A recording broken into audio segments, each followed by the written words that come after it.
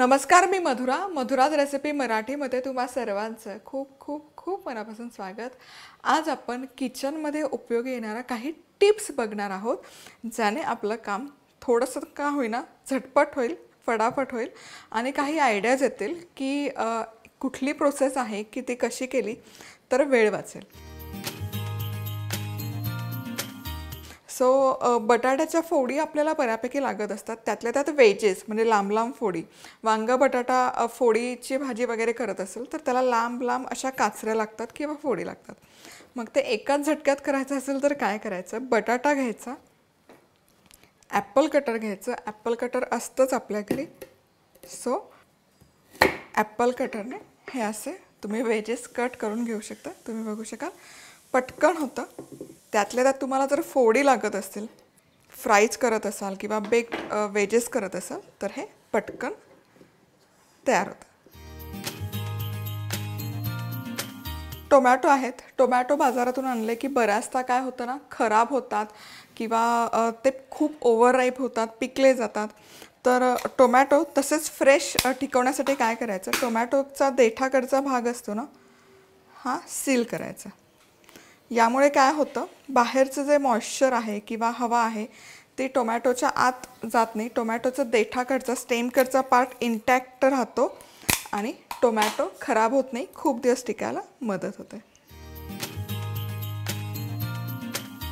मीठ आपण जेव्हा स्टोअर करतो मग ते सॉल्ट शेकरमध्ये असो किंवा डबीमध्ये, पावसाळा किंवा ह्युमिड वातावरण असेल तर काय होतं ना, त्याच्या गुठळ्या होतात मिठाच्या, ओलावा त्यामध्ये ट्रॅप होतो आणि ते सॉल्ट शेकरमधून बाहेर येत नाही किंवा एरवी हे वापरताना मिठाचा मग अंदाज येत नाही। मग अशा वेळेस काय करायचं, हे जे मीठ असतं, सॉल्ट शेकर असो किंवा तुमचा डबा असो, काही असो, यामध्ये ना थोडंसं तांदूळ घालायचं। तांदूळामुळे काय होतं, मॉइश्चर जे असतं ते पूर्ण त्यातलं तांदूळ राईस ग्रेन्स आहे ते ट्रॅप करून घेतं। आणि तांदूळ घालून झालं, डबा जरी असेल डब्यामध्ये पण तुम्ही तांदूळाचे थोडेसे दाणे घालू शकता। हे मीठ बाहेर यायला मदत होते, त्यातलं मॉइश्चर जे आहे ते मॉइश्चर पूर्ण सोक करून घेतं तांदूळ। केळी आणतो, बऱ्याचदा स्वस्त मिळाली म्हणून जास्त प्रमाणात आणून ठेवतो, मग काय होतं, केळी पिकतात, 2 ते 3 दिवसात पटकन त्या पिकून जातात, काळ्या पडतात। सो केळीची पिकण्याची प्रोसेस जर कमी करायची असेल किंवा स्टॉप करायची असेल तर काय करायचं, हा देठाकडचा पोर्शन आहे याला हा फॉईल पेपर लावायचा। यामुळे केळीचा बाहेरच्या हवेशी संपर्क येत नाही आणि त्याची पिकण्याची प्रोसेस आहे देठाकडची ती स्टॉप होते। फॉईल नसेल तर इथे तुम्ही सेलोटेप येतो, चिकटपट्टी येते, ती जरी लावली तरी चालेल। बेसिकली आपल्याला देठाकडचा जो पोर्शन असतो तो सील करून ठेवायचा। बऱ्याचदा काय होतं, लिंबू आपण आणतो, त्यातला हाफ पोर्शन वापरला जातो आणि हाफ पोर्शन तसाच उरतो आणि मग तो जर तसाच फ्रीजमध्ये ठेवला तर 2 ते 3 दिवसात ते खराब होऊन जातं। तर तो छान असाच फ्रेश टिकवण्यासाठी क्लिंच रॅप येतं किंवा एखादा प्लॅस्टिकचा पेपर घ्यायचा आणि यावर लिंबू सील करून ठेवायचं, म्हणजे त्यातलं मॉइश्चर आहे ते छान राहतं आणि लिंबूही खराब होत नाही। आता कोबी बऱ्याचदा किसलेला आपल्याला लागतो किंवा तो असा छान असा श्रेड करायचा असतो, लांब लांब काप, भाजीसाठी किंवा चायनीज बनवताना। सो ते पटकन कसं करता येईल, कोबीचा वरचा पोर्शन काढून घ्यायचा, किसणी घ्यायची। सो ही कुठली किसणी आहे, बटाट्याचे वेजेस किंवा वेफर्स आपण बनवतो बटाट्याचे तेव्हा जी किसणी वापरतो ती किसणी आहे। याला फक्त असं एक पातं आहे, बटाट्याचे काप बनवण्यासाठी जे वापरतो ते। सॅलडसाठी किंवा सँडविचसाठी, चायनीज बनवण्यासाठी तुम्हाला असा छान असा किसलेला किंवा असा लांब सडक कोबी हवा असेल तर ते या किसणीमुळे छान साध्य होतं।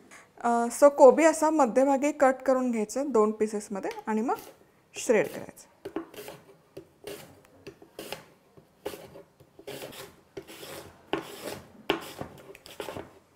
किती सोप्या पद्धतीने होतंय तुम्ही बघू शकाल आणि एकदम छान असे हे श्रेड्स पडतात।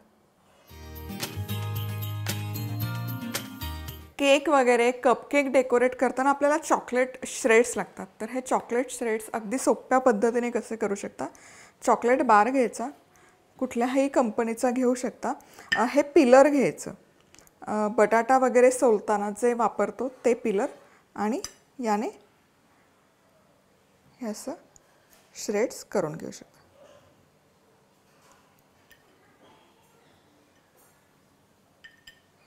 हे श्रेड्स खूप छान होतात आणि केक डेकोरेशन, कपकेक असेल किंवा कुठलाही मोठा केक असेल त्यामध्ये हे श्रेड्स खूप दिसायला आकर्षक दिसतात आणि मुख्य म्हणजे हे खूप झटपट पडतात. हे बघा, खूप सोपी प्रोसेस आहे.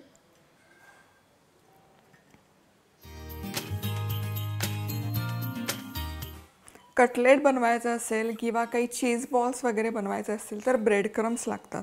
ब्रेड आणून ते टोस्ट करून मग त्याचे क्रम्स करायला कंटाळा येतो किंवा बराच वेळ जातो. झटपट ब्रेड क्रम्स बनवायचे असतील तर काय करू शकतो, टोस्ट असतात आपल्या घरी बऱ्यापैकी सगळ्यांकडे, तर हे टोस्ट घ्यायचे, हे असे छोटे छोटे तुकडे करून घ्यायचे आणि हे मिक्सरच्या जारमध्ये काढून घेऊयात.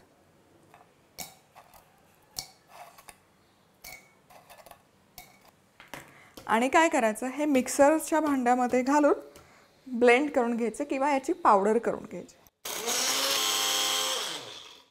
आणि इथे हे असे पटकन ब्रेड क्रम्स बनवून तयार होतात आणि मुख्य म्हणजे हे टिकतातही छान खूप दिवस.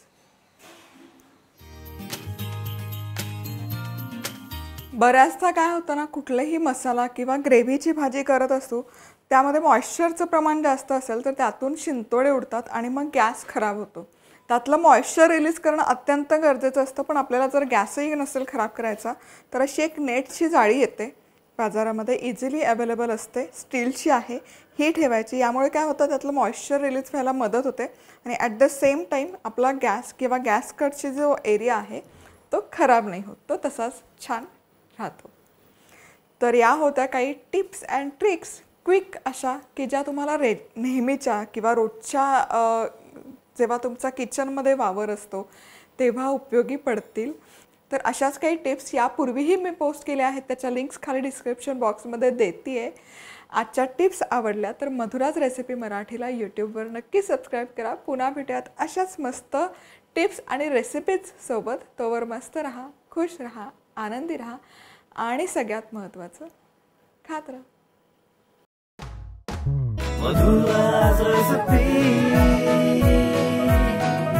मधुराज रेसिपी, महाराष्ट्राची अस्सल चव.